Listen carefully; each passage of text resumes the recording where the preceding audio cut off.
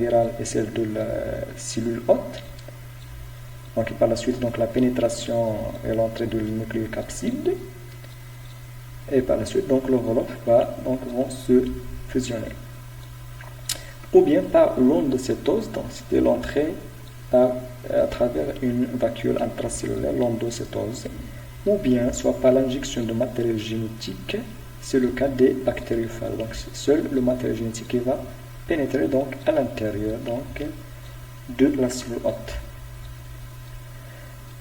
Phase numéro 3, c'est la phase de décapsidation.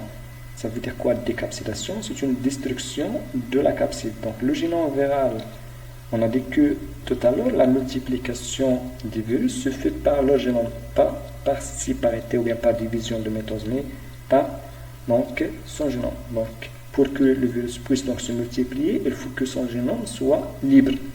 Donc, le génome viral doit être libéré de sa capside pour pouvoir être transcrit et dupliqué. Donc, la décapsidation peut se faire dans le cytoplasme, dans l'endosome, ou bien immédiatement après attachement. Donc, la décapsidation, c'est-à-dire la destruction de la capside, l'élimination de la capside, pour que le génome viral soit libéré, pour qu'il puisse donc transcrire et dupliquer. Donc, la phase d'expression et réplication du génome viral, c'est la phase de multiplication. La multiplication du virus s'effectue par duplication du matériau génétique, c'est-à-dire la multiplication du matériel génétique, et cette étape est couramment appelée réplication. Par ailleurs, les informations contenues dans le génome viral sont traduites en protéines. Celles-ci peuvent être donc des protéines non structurales, c'est le cas des enzymes spécifiques, bien des protéines régulatrices, ou bien des protéines de la capside, c'est-à-dire des protéines structurales utilisées pour la construction de nouvelles particules virales. Phase 5, c'est la phase d'assemblage. Une fois donc les protéines virales sont donc prêtes, et il y a l'assemblage et maturation et libération des virus. Donc les nouveaux génomes fabriqués par la cellule s'entourent de nouvelles protéines virales fabriquées par la cellule pour donner la nucléocapside. On a dit tout à l'heure, la nucléocapside, c'est le génome plus la capside. Et cet assemblage est ce qu'on appelle l'encapsidation, qui est l'inverse de la décapsidation. Donc, et cet assemblage qui est l'encapsidation aboutit à la formation de nouveaux virus. Ces nouveaux virus sont libérés hors de la cellule par éclatement, c'est-à-dire par lyse cellulaire pour les virus nus, ou bien par bourgeonnement pour les virus AP+, c'est-à-dire les virus enveloppés. C'est lors du bourgeonnement que les virus à enveloppe reçoivent leur enveloppe qui est une couche lipidique cellulaire RSC de spicules glycoprotéiques. Une cellule produit donc de l'ordre de 100 à 1000 virus, et le temps de cycle viral peut varier d'un virus à l'autre en fonction bien sûr de la taille du génome et de la complexité du cycle viral. Les exemples, 20 minutes pour le bactériophage T4 et 7 heures pour poliovirus et plus de 34 heures pour les adénovirus. Ce sont juste des exemples. Les rétrovirus. Les rétrovirus, ce sont des virus à ARN qui se distinguent des autres groupes de virus par leur cycle viral singulier. Ça veut dire quoi? Le cycle commence par l'intégration des gènes viraux au sein du génome de la cellule hôte et par la suite, ils se multiplient silencieusement en même temps que la cellule infectée. Les rétrovirus se diffèrent également des autres virus par les propriétés suivantes. L'anatomique, c'est-à-dire ils ont une enveloppe et constituée de plusieurs structures protéiques. Génétique, l'information génétique est portée par deux ARN identiques monocaténaires. Et physiologique, elle possède les enzymes, par exemple transcriptase inverse, qui assure la transcription de l'ARN viral en ADN bicaténaire, et l'ADN endonucléase qui permet l'intégration de l'ADN viral néo-formé dans l'ADN de la cellule hôte. Donc les exemples des rétrovirus, c'est le virus du sida, le virus de l'hépatite B. Là, c'est juste pour vous montrer donc le rôle de la transcriptase inverse à partir de l'ARN viral. Il y a l'intervention de la transcriptase inverse pour donner donc l'hybride ADN-ARN. Par la suite, cet ADN simple brun va être dupliqué par l'ADN polymérase pour obtenir l'ADN double brun. Bactériophages. Donc, les bactériophages, eh bien, tout simplement, les phages sont des parasites intracellulaires stricts qui se multiplient à l'intérieur des bactéries. C'est-à-dire que ce sont des virus qui infectent que les bactéries.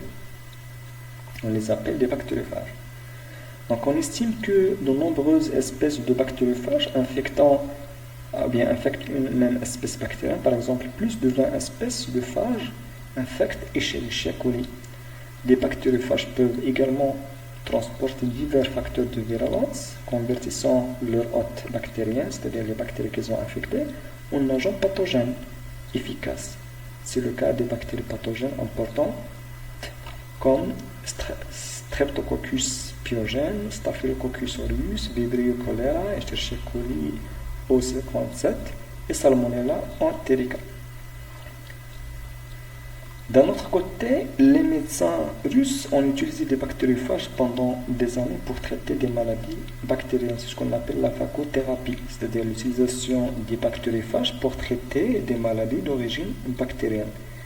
Donc, ce type de traitement a été utilisé, bien sûr, avant la découverte des antibiotiques, mais actuellement également, il y a l'utilisation de ce type de traitement à cause du développement des bactéries multirésistantes et l'absence de nouveaux antibiotiques efficaces.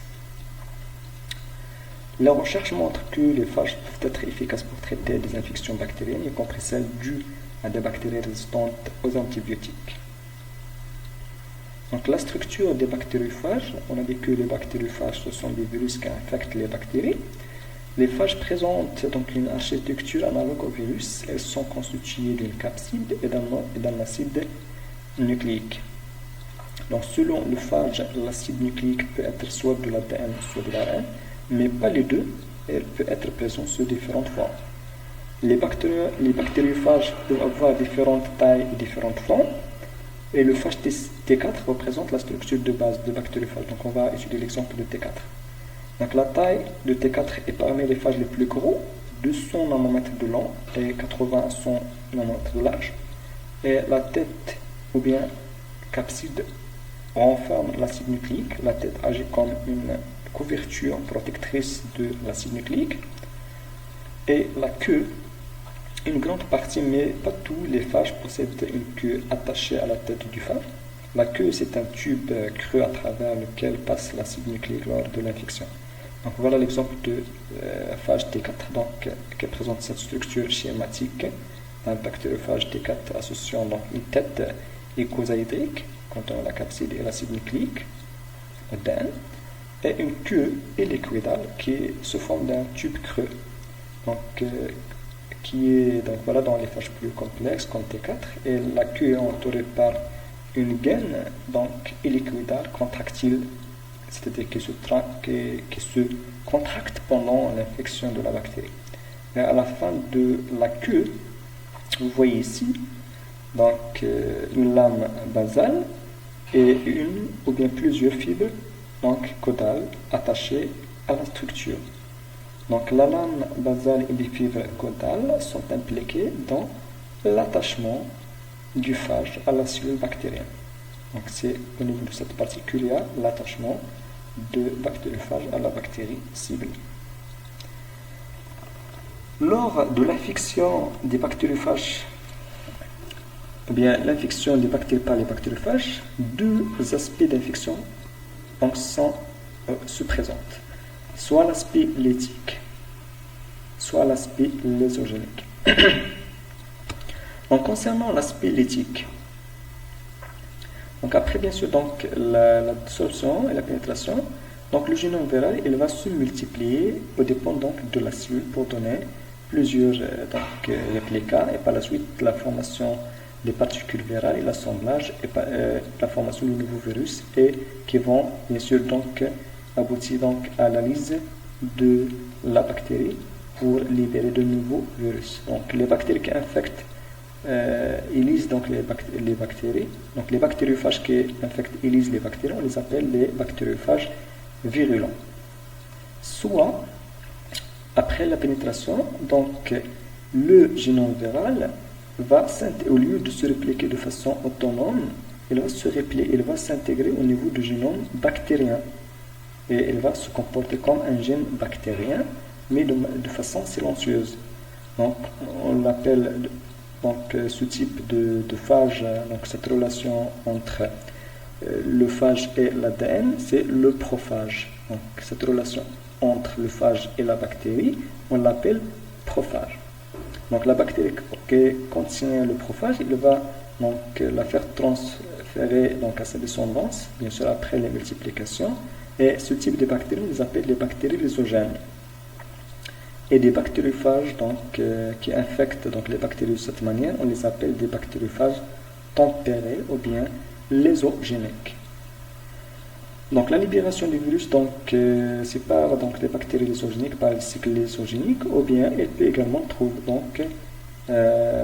être produite via donc, le cycle lytique, comme vous voyez ici. Donc le prophage qui va donc donner également de nouveaux virus et par la suite donc la libération des virus après la lyse cellulaire.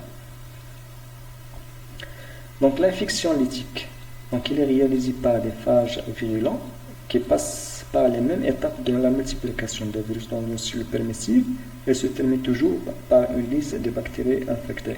Donc, toujours les mêmes étapes, la fixation, bien sûr, la pénétration, la décapsidation, la multiplication et libération.